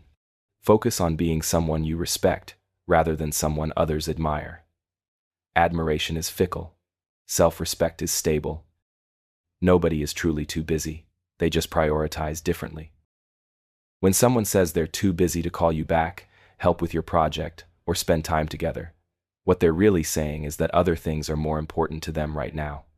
This isn't necessarily personal or cruel, it's just honest prioritization disguised as time management. Everyone has the same 24 hours, but everyone allocates those hours differently based on their values, obligations, and desires. The person who's too busy to help you move isn't too busy to watch Netflix. The colleague who's too busy to mentor you isn't too busy to attend networking events. The friend who's too busy to maintain regular contact isn't too busy to scroll social media. This realization can be painful because it forces you to confront where you actually rank in other people's priorities. But it's also clarifying because it helps you understand the real nature of your relationships and adjust your expectations accordingly. The mistake most people make is taking "I'm too busy" personally when it's really just information about priorities. Instead of feeling rejected, you can use this information strategically. If someone consistently doesn't prioritize your requests, stop making them a priority for your requests. If someone repeatedly doesn't have time for your relationship, stop investing time in that relationship. Apply this same honesty to your own life. When you say you're too busy, acknowledge that you're making a choice about priorities. This doesn't make you a bad person, it makes you human. Everyone must choose how to spend their limited time, and every choice means saying no to other possibilities. Stop using busy as an excuse and start owning your priorities. Others will respect your honesty, and you'll respect yourself for being authentic about your choices. Most people give advice. They don't follow themselves. The person telling you to save money might be drowning in debt. The friend encouraging you to take risks might be paralyzed by their own fears. The colleague advising you to speak up for yourself might struggle to advocate for their own needs. The family member pushing you to follow your dreams might have abandoned their own long ago. This isn't necessarily hypocrisy, it's often projection. People frequently give the advice they wish they could follow, recommend the actions they wish they could take, and encourage the courage they wish they possessed. Their advice to you is sometimes their advice to themselves, delivered through a safer, less vulnerable channel. It's easier to see solutions to other people's problems than to your own. External perspective provides clarity that internal involvement obscures. You can objectively analyze someone else's situation without the emotional investment, fear, and complexity that clouds your view of your own life. This doesn't make their advice worthless. Sometimes the person who can't follow their own advice still gives excellent guidance. But it does mean you should evaluate advice based on its merit, not on the authority of who's giving it. Consider the logic, not just the source. Examine the reasoning, not just the credentials. The most honest advisors acknowledge their own struggles with the advice they're giving. They say things like, "I know I should do this too, but it's hard," or "I'm working on this myself, and here's what I've learned." This vulnerability makes their advice more credible, not less, because it shows they understand the difficulty of implementation. When receiving advice, ask yourself, is this good counsel regardless of whether the person follows it? When giving advice, ask yourself, am I sharing wisdom or just projecting my own unfulfilled intentions? You will outgrow people you once thought you'd never live without. The friend who understood you perfectly in college might become a stranger by your 30s. The mentor who seemed infinitely wise might eventually have nothing new to teach you. The partner who felt like your soulmate might grow in directions that no longer align with your path. People change, and sometimes you change in incompatible ways. This process is natural but painful because it contradicts our desire for permanence in relationships. We want the people who matter to us to matter forever, the connections that feel essential to remain essential, and the relationships that define us to never need redefinition. But outgrowing people isn't a failure of loyalty or character, it's a sign of growth. The person you are today should be different from who you were 5 years ago. If you're evolving, learning, and developing, some relationships will naturally become too small for who you're becoming. Sometimes you outgrow people because you develop new interests they don't share. Sometimes because you develop new values they don't embrace. Sometimes because you develop new goals they don't understand. And sometimes because you develop new standards they can't meet. This doesn't make either of you wrong, it makes you different. The friend who was perfect for your party phase might not fit your growth phase. The colleague who was ideal for your learning phase might not match your leadership phase. The partner who was right for your exploring phase might not suit your settling phase. The most mature approach is to appreciate what each relationship provided when it was active, while accepting its natural conclusion when it's complete. Some people are meant to be with you for the whole journey. Others are meant to accompany you for specific portions. Both types of relationships have value, but only if you allow them to end gracefully when their purpose is fulfilled. Most people don't want the truth. They want comfort. When someone asks for your opinion about their relationship, their career, or their life choices, they're often not seeking honest feedback. They're seeking validation for decisions they've already made. They want comfort, reassurance, and support, not objective analysis that might challenge their preferred narrative. This creates a dilemma for honest people who assume questions are requests for truth. You carefully analyze their situation, identify real problems, and offer genuine insights, only to discover they weren't actually interested in hearing difficult realities. They wanted encouragement, not evaluation. The person asking, "Should I quit my job?" might have already decided to quit and want support for their decision. The friend asking, "What do you think of my relationship?" might want reassurance that their problematic partner is actually wonderful. The colleague asking for feedback on their project might want praise, not suggestions for improvement. Truth-telling becomes particularly complicated when the truth contradicts what someone desperately wants to believe. Tell someone their business idea has obvious flaws, and they might argue with your analysis rather than address the problems. Suggest that their relationship has red flags, and they might defend their partner rather than examine the concerns. Most people have limited capacity for truth that disrupts their comfort or challenges their choices. They can handle small truths mixed with large amounts of support, but they struggle with large truths that require significant changes or admissions of mistakes. Learn to distinguish between people who genuinely want honest feedback and people who want reassuring agreement. Give truth to those who can handle it and comfort to those who need it. Both responses can be kind, but they serve different purposes and different people. You can't force respect. It's earned slowly and lost quickly. Respect is like trust. It accumulates gradually through consistent actions but can be destroyed instantly by single poor decisions. You can spend years building a reputation for integrity, competence, and reliability, then lose people's respect in moments through one significant lapse in judgment. You can demand obedience, compliance, or courtesy through authority, threats, or social pressure, but you cannot demand respect. Respect is freely given based on someone's evaluation of your character, competence, and consistency. It's an internal response to external evidence, not an external requirement you can impose. Some people mistake fear for respect, thinking that if others defer to them or avoid confronting them, they've earned respect. But fear-based deference is compliance without admiration, submission without esteem.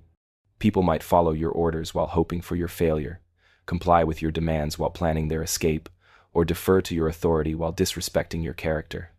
Real respect creates different dynamics. People respected for their character are trusted with sensitive information. People respected for their competence are sought out for difficult challenges. People respected for their leadership are followed voluntarily, not just when monitoring is present. The behaviors that build respect, integrity, competence, consistency, humility, and genuine care for others must be maintained continuously, because respect is always being evaluated and reevaluated. Every interaction either adds to or subtracts from your respect account with that person. You cannot shortcut this process. You cannot buy respect, inherit it, or demand it. You can only earn it through the patient accumulation of respectful actions and the careful avoidance of disrespectful ones. Focus on being respectable rather than demanding respect, and respect will follow naturally.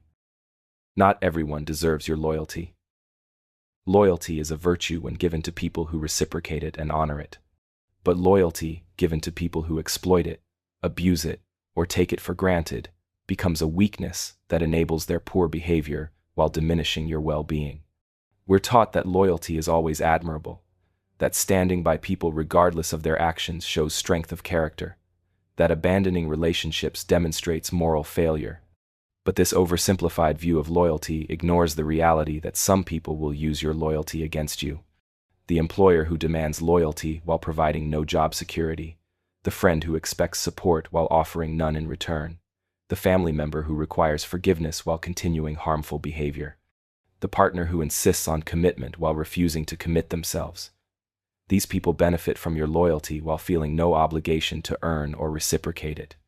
Healthy loyalty is conditional on mutual respect, basic decency, and reciprocal care. It's not a blank check written to anyone who demands it. It's not an unconditional contract that others can violate without consequence. It's not a one-way commitment that you must honor, regardless of how it's treated. The most self-respecting people have learned to distinguish between people who deserve their loyalty and people who simply expect it.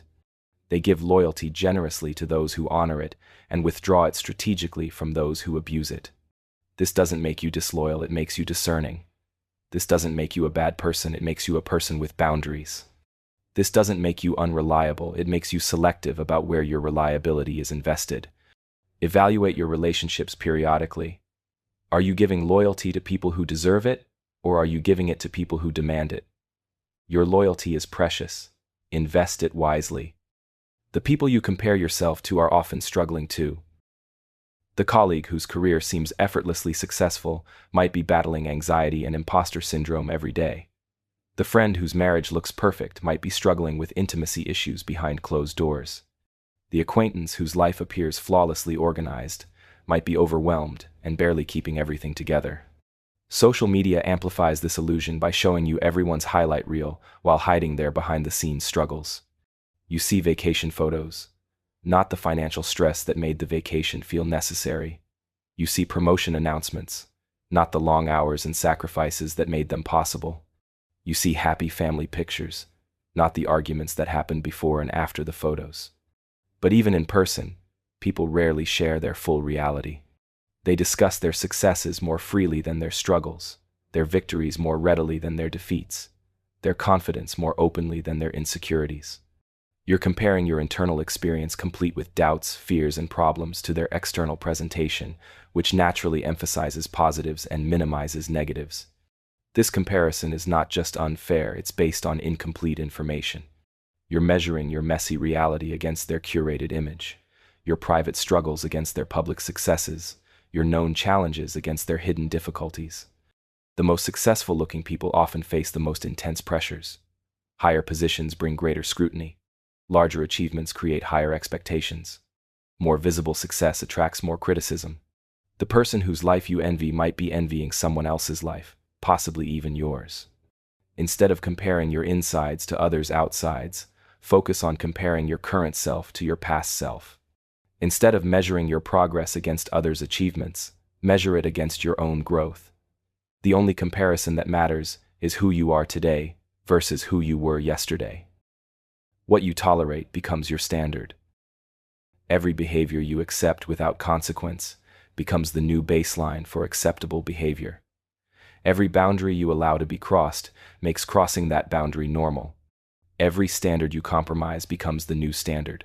What you tolerate doesn't stay isolated, it expands to become what's expected.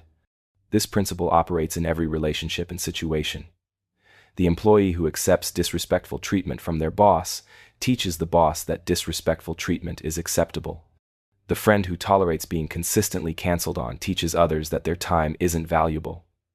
The person who accepts mediocre effort in relationships teaches others that mediocre effort is sufficient.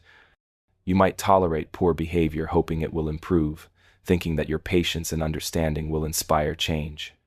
But tolerance without consequences often enables continued poor behavior rather than inspiring improvement. The person facing no negative outcomes from their actions has little motivation to change those actions. This doesn't mean you should become inflexible or unreasonable. It means you should be conscious about what behaviors you're willing to accept and consistent about enforcing those boundaries. Standards without enforcement are just suggestions that most people will ignore when convenient. The people who command the most respect aren't necessarily the nicest or most accommodating. They're the people whose standards are clear and consistent. Others know exactly what to expect and what's expected of them.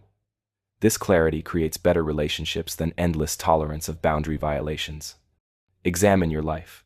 What behaviors are you tolerating that you don't actually find acceptable? What standards have you compromised that you'd like to restore? What boundaries need to be clarified and enforced? Your tolerance level teaches others how to treat you. Make sure you're teaching them lessons you want them to learn. Waiting for the perfect moment usually means never starting. The perfect moment is a myth that perfectionism creates to justify procrastination. There will always be reasons to wait. You need more preparation, better timing, ideal conditions, complete certainty, or optimal circumstances. While you're waiting for perfection, others are starting with imperfection and improving through action. You'll never have all the information you'd like before making important decisions. You'll never feel completely ready for significant challenges. You'll never have perfect conditions for pursuing meaningful goals. The person waiting for perfect conditions waits forever because perfect conditions never arrive. Meanwhile, imperfect action beats perfect inaction every time. The business started with limited resources can grow and improve. The relationship begun with uncertainty can develop and deepen. The creative project launched with flaws can be refined and perfected.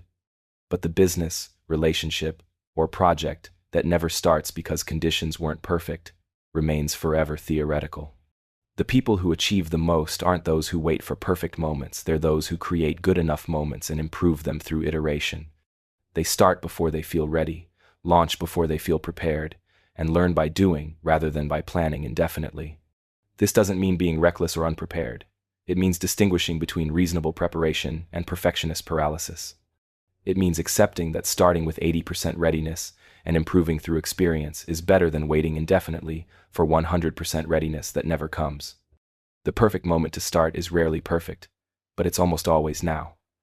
Conditions will never be ideal, but they'll never be worse than the regret of never starting.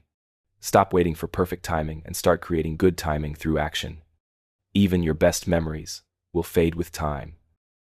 The wedding day that felt like the most important moment of your life will become a pleasant but distant memory. The birth of your children, the career achievements you worked years to accomplish, the adventures that once defined your identity, all will gradually lose their sharp emotional edge and vivid detail as time passes. This isn't a failure of appreciation or love, it's how human memory works. The brain can't maintain intense emotional significance for every meaningful moment indefinitely. If it did, you'd be paralyzed by the overwhelming intensity of accumulated experiences. Memory fades to make room for new experiences and to allow you to function in the present rather than being trapped in the past. This reality makes some people sad, as if fading memories diminish the value of past experiences. But the opposite is true. The temporary nature of memory makes present moments more precious, not less. If you knew you'd remember today's experiences with perfect clarity forever, you might take them for granted. Because you know, memories fade, each moment carries additional weight.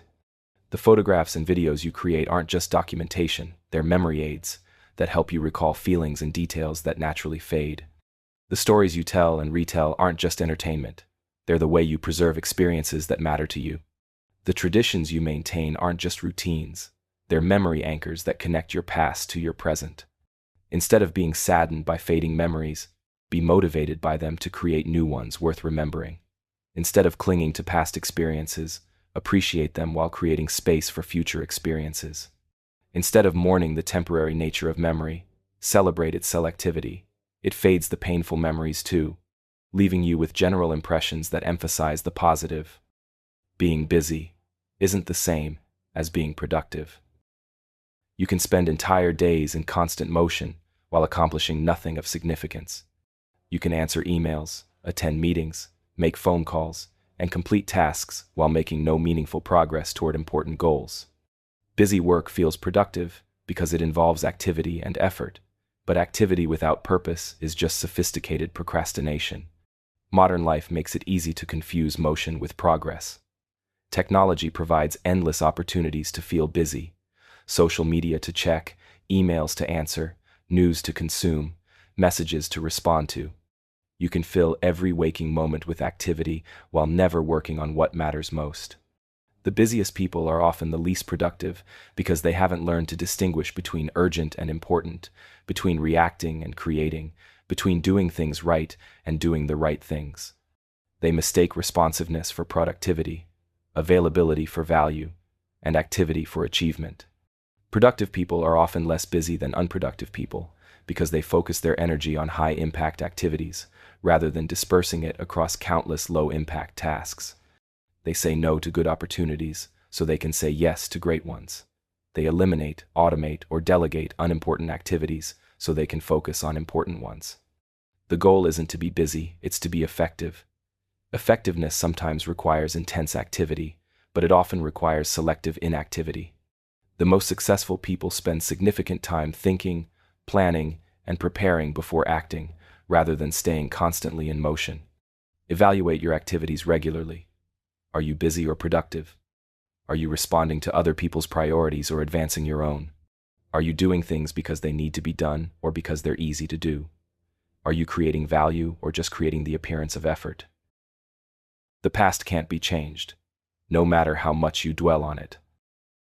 You can replay conversations from 10 years ago, reimagine different choices from last decade, and reorganize past events in your mind endlessly, but none of this mental activity changes what actually happened. The past exists only in memory and records. It cannot be edited, improved, or undone through present thinking. Yet many people spend enormous mental energy relitigating past decisions, rehashing old arguments, and reimagining historical scenarios.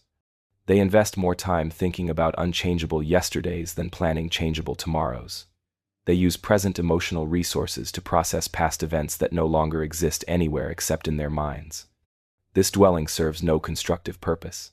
It doesn't prepare you for future challenges, improve your current circumstances, or help you make better decisions. It's mental energy spent on problems that can't be solved rather than problems that can be addressed. The only value in revisiting the past is learning lessons that apply to present and future situations. Analyzing past mistakes to avoid repeating them is productive.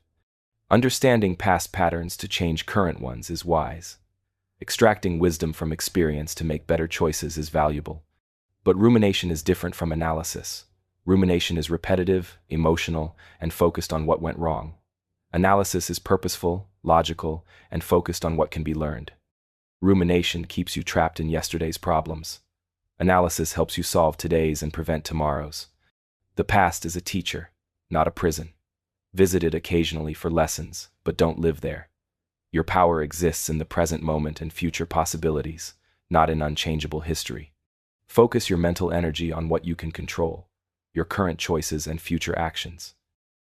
Most apologies are just words. Real change is rare. "I'm sorry" is one of the easiest phrases to say and one of the hardest to mean in ways that create lasting change. Most apologies are attempts to restore comfort and avoid consequences rather than commitments to different behavior. They're verbal band-aids applied to relational wounds without addressing the underlying injuries that caused them. You've experienced this cycle. Someone hurts you, apologizes sincerely, promises to do better, then repeats the same behavior weeks or months later. The apology felt genuine in the moment, and their intentions probably were sincere, but intentions without sustained effort rarely create behavioral change. Real apologies involve more than acknowledging wrongdoing. They involve understanding the impact of that wrongdoing, taking responsibility without excuses, and most importantly, changing the patterns that created the problem. They're followed by different choices, not just different words. Most people apologize when they face consequences for their behavior, not when they realize their behavior was wrong. They're motivated by the discomfort of accountability rather than by genuine remorse or desire for improvement. Once the immediate pressure is removed, they often revert to familiar patterns. This doesn't mean all apologies are meaningless or that people never change. Some people do learn from their mistakes and modify their behavior accordingly. But actions over time are better indicators of genuine remorse than words in the moment.